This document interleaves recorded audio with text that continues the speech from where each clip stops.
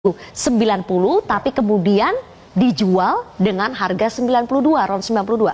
Yang benar bagaimana Mas Sugeng? Iya, jadi pertama pasti kita semuanya shock ya, dalam pengertian kita prihatin, dan terlebih saya juga secara pribadi maupun secara kelembagaan. Saya dulu kebetulan memimpin Komisi 7 tahun 2019 sampai yang periode lalu lah.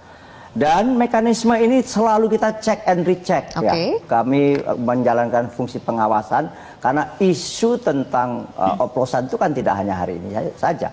Maka waktu itu kami panggil Lemigas sebagai institusi di bawah Kementerian SDM yang memastikan bahwa BBM itu yang di SPBU adalah sesuai spek atau spesifikasi yang memang disyaratkan. Misalnya katakanlah RON 90 atau RON 92 ini. RON 90 adalah Pertalite dan itu adalah minyak subsidi.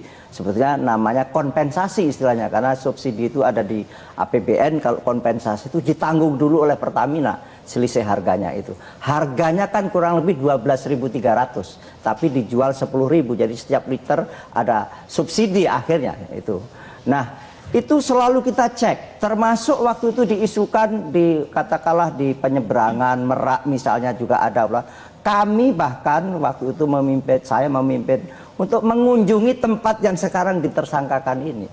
Misalnya di Tangki Timbun di Merak. Tapi dia jelaskan bahwa kami hanya menerima produk, berupa produk yang sudah jadi baik RON 90 maupun RON 92. Jadi di Tangki Timbun itu, betul di Tangki Timbun itu diberi aditif, tetapi itu justru nilai keunggulan lain, begitulah dikatakan. Seperti pertama ditambahi dan untuk supaya menghindari korosif ya, dan juga membersihkan mesin lebih, dan juga bukan menaikkan oktan, karena oktan itu udah di RON itu. Nah, inilah yang waktu itu ya. Ini kan peristiwa tahun 2018 sampai tahun 2023 disebutkan Jakarta. Jadi maksudnya gimana Mas Sugeng? Kalau memang pengawasan selama ini selalu dilakukan secara berkala untuk mengecek apakah betul RON-nya sesuai dengan klaimnya atau tidak, tapi dari Kejaksaan Agung temuannya begitu. Itulah ya, jadi di balik itu kalau badan kita terus mendukung apa yang dilakukan Kejaksaan Agung untuk terus usut. Mungkin saja ternyata di balik itu ada praktek-praktek yang menyimpang.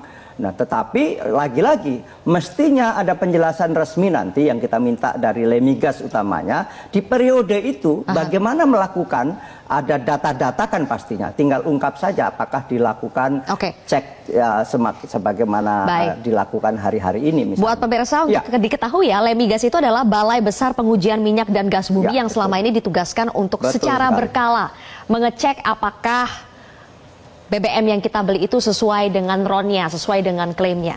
Nah, seharusnya kita secara logika mengetahuinya kalau sudah dicek secara berkala harusnya beres dong. Tidak mungkin ini terjadi yang namanya 90 kok dijual 92, harusnya ketahuan. Tapi 5 tahun ini ternyata adem ayem saja. Tidak ada isu-isu besar soal adanya pengoplosan. Dan kata-kata pengoplosan itu kan kita tangkap dari apa yang disampaikan oleh Kejaksaan Agung. Nah, Mbak Yenti, kita geger nih se-Republik ini. Sampai ada liga klasemen korupsi terbesar di Indonesia kalau kita lihat di sosmed ya.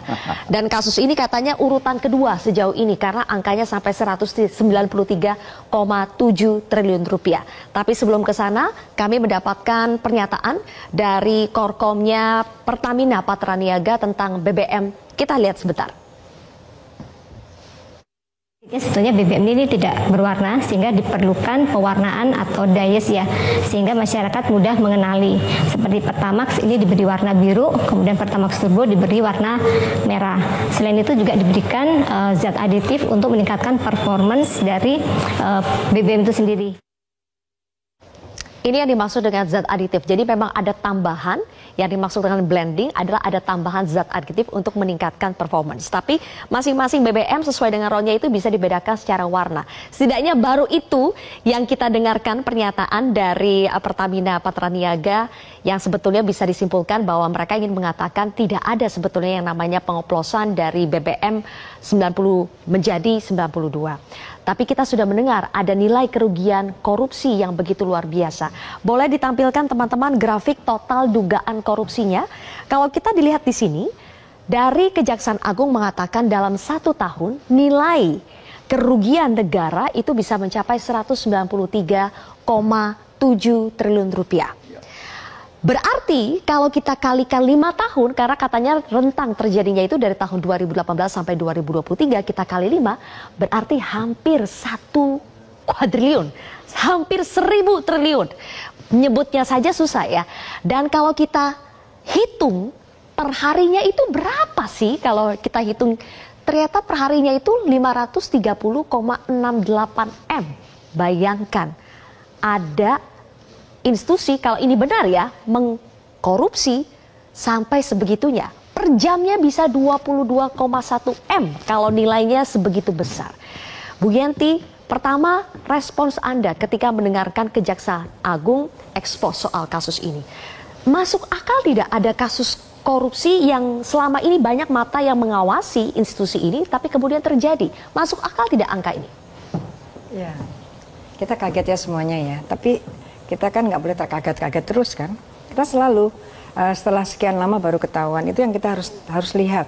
Kenapa baru sekarang setelah 5 tahun? Dan kemudian kalau melihat isu berkaitan dengan Pertamina dan sebagainya, kan ini bukan sesuatu yang sangat baru ya, lama dari dulu juga selalu ada. Sehingga kita tuh sedih sekali. Kita negara dengan SDA termasuk juga sumber daya alam dari minyak ini kan luar biasa, emas luar biasa. Tetapi kenapa masyarakat banyak yang masih miskin ya? Ini yang kejadian-kejadian seperti ini.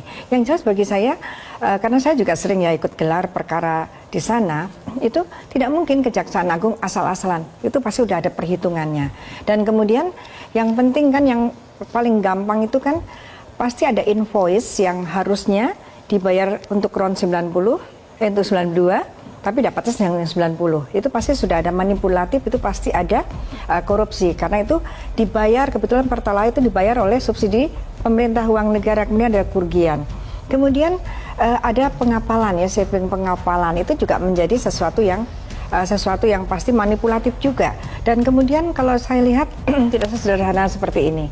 Dari awal sudah ada satu modus lah ya, modus bagaimana supaya kita impor minyak mentah kan, minyak mentah bukan yang dari dalam, diatur sedemikian rupa sehingga ada angka-angka itu. Dan kemudian saya juga berpikir tidak mungkin hanya 9 orang ini ya, selevel direktur saja, dirut dan direktur, karena bagaimana mungkin 9 orang ini dan angkanya 193 atau hampir 200 triliun. Sekarang jadi liganya menjadi nomor 1 ya, karena hampir 1.000 triliun kan.